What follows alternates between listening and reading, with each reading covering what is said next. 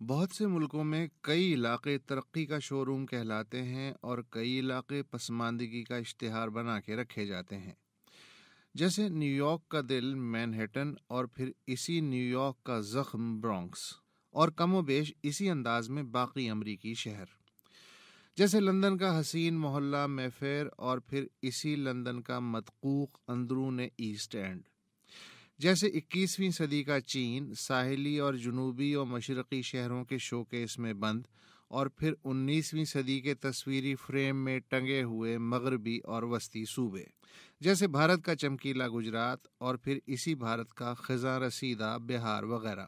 پاکستان میں بھی آپ کو ترقی کے شو روم اور پسماندگی کے نگار خانے شانہ بشانہ نظر آتے ہیں، جیسے اسلام آباد کا سب سے بڑا شو روم جو پاکستان سے ہاتھ بھر کے فاصلے پر ہے۔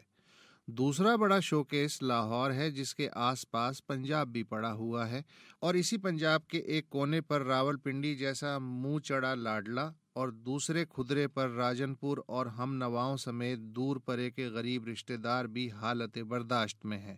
رہا خیبر پختونخوا اور اس کے قبائلی، تو یہ لوگ ہی اتنے عجیب ہیں کہ کوئی ان کے لیے کرے بھی تو کیا کرے، نہ ہاتھ پھیلاتے ہیں، نہ مسلسل غل مچاتے ہیں، حتیٰ کہ منہ سے سی کی آواز نکالنے تک کو ناگوار کام سمجھتے ہیں۔ بس پشتو، ہند کو اور چترالی وغیرہ میں ہی آپس میں کچھ نہ کچھ کہتے سنتے رہتے ہیں، جو میرے جیسوں کے پلے نہیں پڑتی تو ترقی کی ریوڑیاں بانٹنے والے نابیناؤں کے کیا پلے پڑے گی۔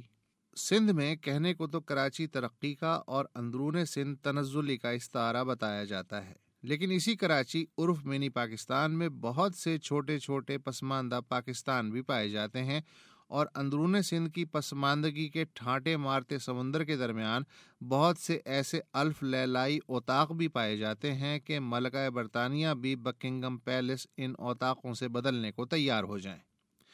اور ذرا تصور کریں کہ اسی پسماندہ سندھ میں ایسے بھی علاقے ہیں جن کے موازنے میں صومالیہ بھی فرانس لگے ہے۔ یقین نہ آئے تو ضلع دادو، عمرکوٹ اور تھرپارکر کے اندرون دیکھ لیجئے، جہاں پینے کا صاف پانی ایک مقامی دیہاتی آج بھی ایسی نگاہوں سے دیکھتا ہے جیسے کوئی کھاتا پیتا مڈل کلاس یا رائل سلوٹ سکاچ وسکی کی بوتل تاڑے ہے۔ پہلے پہل مجھے بھی یقین نہ آتا تھا، پر اس دن آ گیا جب میں تھر کے ایک اندرونی ریگستانی قصبے چلہار سے عمرکوٹ جانے والی ویگن میں دیگر انسان نما بکریوں جیسا ٹھونسا گیا۔ ایک 14-15 برس کا تھری بچہ میری وضاقتہ دیکھتے ہی سمجھ گیا کہ یہ جناور دساور کا ہے۔ پوچھنے لگا کہاں سے آئے ہو؟ میں نے کہا کراچی سے۔ کراچی کیسا شہر ہے؟ میں نے کہا بہت بڑا شہر ہے، لاکھوں گاڑیاں ہیں، بے شمار لوگ ہیں، بہت پیسہ ہے۔ اس نے پوچھا پھر تو وہاں پینے لائق پانی بھی ملتا ہوگا؟ میں نے جواب دیے بغیر منہ کھڑکی کی طرف پھیر لیا، کیونکہ آنسو بہرحال ذاتی ملکیت ہی ہوتے ہیں۔ ویسے تھر جیسے علاقوں میں بنیادی سہولتیں اگر پوری ہو جائیں تو پھر ترقیاتی منصوبوں کا کیا بنے گا؟ این جی اوز کے روز پیدا ہونے والے خواب کس قبرستان میں دفنائے جائیں گے؟ 5 کلو گندم کا تھیلا جھریوں بھرے ہاتھ کو پکڑاتے ہوئے یا دھڑ سے ننگے کسی معصوم کو گود میں لیے ہوئے کسی ہز ہائنس کی جو انسانی تصویر صفحہ اول پہ شائع ہوتی ہے، وہ کون کھینچے گا؟ البتہ بلوچستان کے اندرون کا میں بالکل ذکر نہ کروں گا۔ لکھنے کے لیے آخر کوئی مسئلہ ہونا چاہیے۔ بلوچستان تو اتنا خالی ہے کہ تا حد نگاہ مسئلہ تک نظر نہیں آتا۔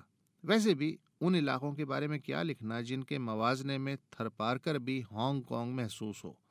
کم از کم تھرپارکر تک کوئی ایسی سڑک تو جاتی ہے جس پر کسی ٹی وی چینل کی DSNG چل کے شام تک کراچی لوٹ سکے۔ دشت، آوران، خاران، چاغی وغیرہ وغیرہ کے اندرون تو ایسے لق و دق اور سناٹے دار ہیں کہ ترقی ان بیابانی راستوں میں ہی تڑپ تڑپ کے مر جاتی ہے۔ محسوس کرو گے تو گزر جاؤ گے جہاں سے، وہ حال ہے اندر سے کہ باہر ہے بیاں سے۔